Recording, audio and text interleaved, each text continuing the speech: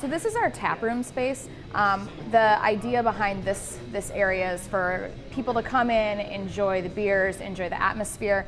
We really wanted to do the picture windows in the back because we knew it was important for people to be able to see the process of brewing. My name is Andrea Pernsteiner, and I am owner and vice president of Ordock Brewing Company. When we picked the name Ordock Brewing Company, we really wanted a name that was going to be iconic of Marquette. We're so proud of this community and living in this community, and the Ordock is something that when you come into town, it's there, it's so prominent, and it's something you don't see in really many other communities in the United States. I'm Nick Van Court. I'm the brewer here, the only brewer right now, head brewer at Ordock Brewing Company. I'm also a part owner. Right now, we're only open in about fifth of our tasting room capacity. And if you listen closely during this interview, you might hear that there's work going on above us because we have a large space upstairs where we're going to be able to have live music, private events. We're going to have 2 tap towers up there. It's a much bigger space. Lot of time and efforts going into that place. And actually, August 31st is going to be a grand opening party, and that's kicking off Marquette Beer Week, which is the following week, and the weekend after that is the UP Craft Beer Festival here in Marquette. So it's a perfect timing for us to get this done and have a big party for everybody. We wanted it to be a community space. When Wes and I would travel to not only places in the United States, but also places abroad in Europe, we realized that so many of the breweries are a community meeting space. And so really that's what we see for this space. One thing that we're excited about is we're doing a lot of Belgian ales. There's not been a lot of that up here in Marquette and the UP in general. The pubs mostly are doing American, some English ales. But I personally am a big fan of the Belgian styles and like to brew the Belgian styles and have practice with Belgian styles. And we're really happy that people are really accepting the Belgians that we're putting out. When we started talking about what types of beers we wanted to brew here at Ordock, he was really passionate about the Belgian styles. And it's something that no one else is doing here in Marquette. And so we thought it'd be kind of fun to give it a try, and we've just received such a great response from it. The beer that I personally am quite fond of, and that's going to stick around, and that we will hopefully be one of the first beers we'll be distributing on draft, is the Saison. It's very much a traditional approach at a Saison. Plenty of hops, but really the focus is on that spicy, fruity yeast and the dry finish. People are really getting into that beer. I love it. Another beer that has gone over very well and that we will definitely be distributing as well as keeping on draft here is a beer that we're calling Dreamweaver.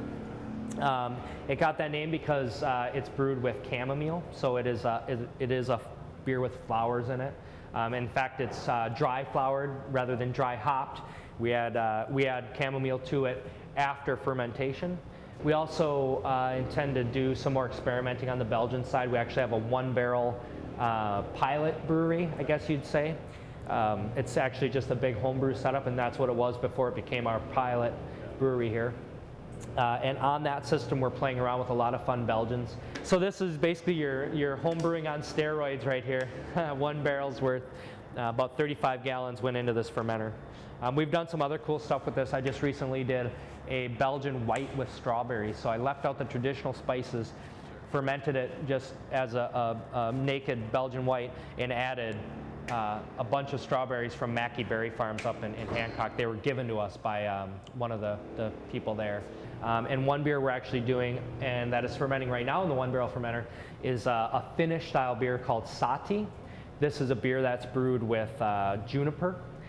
In our case, juniper boughs go in the mash with the wood and all, and juniper tips go in at the end of the boil for aroma. So you get this very cedar-like quality in the ale, and it's one that we're particularly into because the strong Finnish heritage here in Marquette and the UP in general, in the region really. So it's a beer that we want to be able to continue to provide. The only challenge is dealing with the amount of juniper that it will take to make 10 barrels.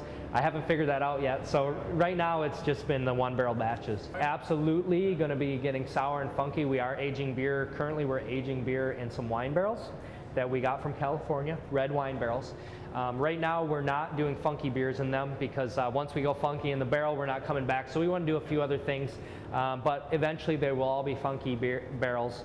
I've done quite a bit of sour beer at home and in some breweries I've worked in the past, and I'm particularly fond of Oud Brewing, Flanders Red, these Belgian styles that are what I would describe as sort of a sweet and sour combination. So what we have right now in these barrels, this barrel was recently emptied. It was a Belgian Blonde, Petite Syrah barrel. We served two of the kegs of the 4 that we got from the barrel, and we saved 2, one for a grand opening, one for the UP Beer Festival coming up here. This is another Belgian Blonde, some Malbec barrel, and this beer we're going to age for an entire year, and that's going to be our 1-year anniversary beer, because this batch of Belgian Blonde was the first Belgian batch we brewed. So we thought that would be appropriate for our 1-year anniversary. In these 2 barrels are stout. So this would be more or less your American style stout, very, very malty, subtly roasty, chocolatey kind of a stout. This one is just straight stout. This one is stout that's had blackberries and cocoa nibs added. So this will be a cocoa blackberry stout, and something we're going to do that we're really excited about for our grand opening is we're going to make floats. So instead of a root beer float, we'll have a stout float, and we're going to use the berry stout for that. We get the malt that is appropriate for the beer style, for the beer we're trying to make.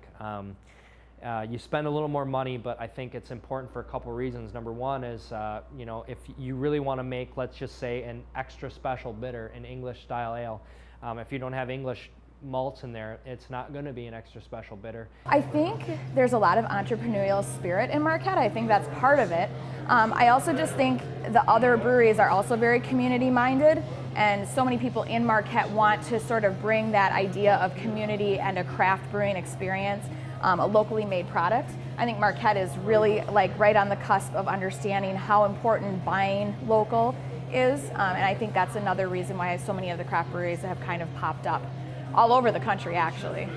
Let's drink Michigan beer from coast to coast and far and near. It's local and delicious, any style that you wish. Just raise a glass and toast to a friend. Let's drink Michigan beer! All right! All right! People up here appreciate high quality beer, and I think that's getting to be the case most places. But you know, Yoopers love to drink beer.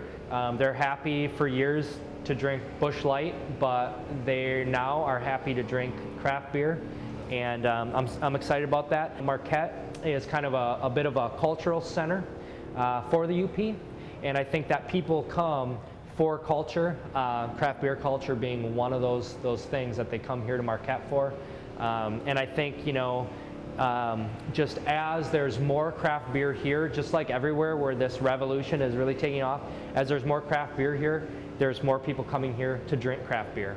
So hopefully we're going to be a destination for craft beer, and I think we are starting to become that for the region.